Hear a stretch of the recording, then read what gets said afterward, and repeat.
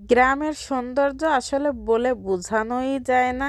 শহরে হাজার হাজার টাকা খরচ করে মানুষ একটা পার্কের সৌন্দর্য বাড়ায়, আর গ্রামে একজন কৃষক তার শ্রম দিয়ে এত সুন্দর পার্ক বানাতে পারে, তা আপনারা না দেখলে একদমই বিশ্বাস করতে পারবেন না।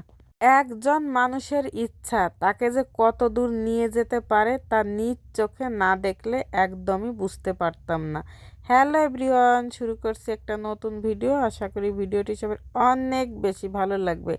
আর যদি ভালো লাগে তাহলে অবশ্যই একটা লাইক, কমেন্ট, শেয়ার দিয়ে পাশে থাকবেন। শ্বশুর বাড়িতে কাল চলে এসেছি। আজকে হচ্ছে প্রথম সকাল। তো সকালবেলা স্নান সেরে ননদ জামাই এবং তার একমাত্র কন্যাকে নিয়ে দেখতে যাচ্ছি সুন্দর একটা সবজি ক্ষেত। আমার বরমশাই আমাকে বলেছে সবজি ক্ষেত দেখাতে নিয়ে যাবে, কিন্তু আমি যাওয়ার পরে এটাকে ভাবলাম ক্ষেত বললে ভুল হবে, বলতে হবে একটা সবজির পার্ক। এত সুন্দর একটা জায়গা আসলে না আসলে আমি অনেক মিস করতাম। আর এই ক্ষেতটার যে মালিক সে হচ্ছে অনেক দিন ধরে আমাকে আসার জন্য অনুরোধ করছিল, তার ক্ষেতটা যাতে আমি একটু দেখে যাই। যেহেতু আমিও একটু সবজি তৈরি করি এবং আমার ছোট্ট একটা সবজি বাগান আছে, আমি সবজি অনেক পছন্দ করি, তাই ছিল একমাত্র কারণ। আমি এসে তো পুরো পাগল হয়ে গেছি, মন চাচ্ছে যে সব কিছু ছিঁড়ে আমি নিয়ে যাই, কিন্তু এত কিছু তো নেওয়া সম্ভব হবে না। আর যে এই সবজি ক্ষেতটা তৈরি করেছেন এই হচ্ছে তার মালিক, অর্থাৎ আমাদের হচ্ছে দাদাবাবু। সবজি খেতে এমন কোনো জিনিস নেই যে সবজিটা আপনি পাবেন না। আর দেখেন কি পরিমাণ ফলন ধরেছে প্রত্যেকটা গাছে। যদি সত্যি আমার একটা ড্রোন থাকতো তাহলে আমি আজকের এই সবজি ক্ষেতটার প্রকৃত সৌন্দর্য আপনাদের সামনে তুলে ধরতে পারতাম। চারপাশে শুধু সবুজ আর সবুজ, এমন কোনো জিনিস নেই যা এই সবজি খেতে নেই। আর এত সুন্দর করে সাজানো হয়েছে, দেখে আপনি অবশ্যই মনে করবেন যে একটা পার্ক। কি করে মানুষ পারে এত কিছু মেইনটেইন করতে? আসলে আমি দেখে এইটাই বারবার চিন্তা করছিলাম।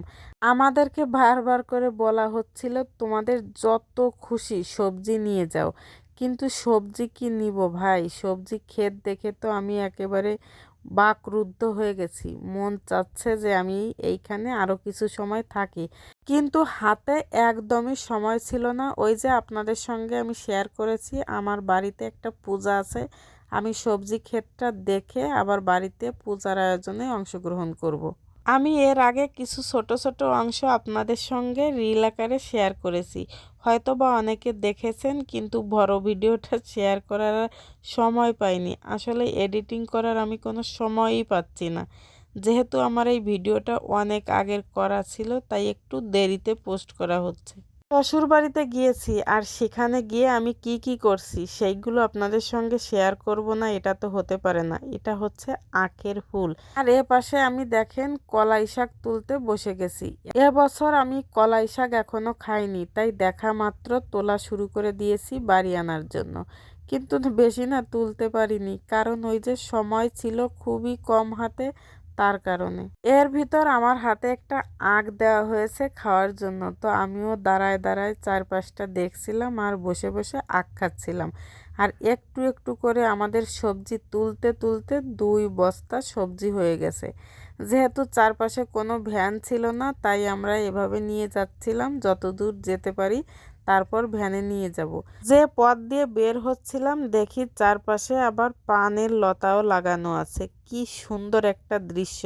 আসলে এই জায়গায় যদি সুন্দর করে আরো গোছগাছ করা হয় তাহলে মনে হয় মানুষ আর অনেক দূরে পিকনিক করতে যাবে না, এই জায়গায় পিকনিক করতে চলে আসবে।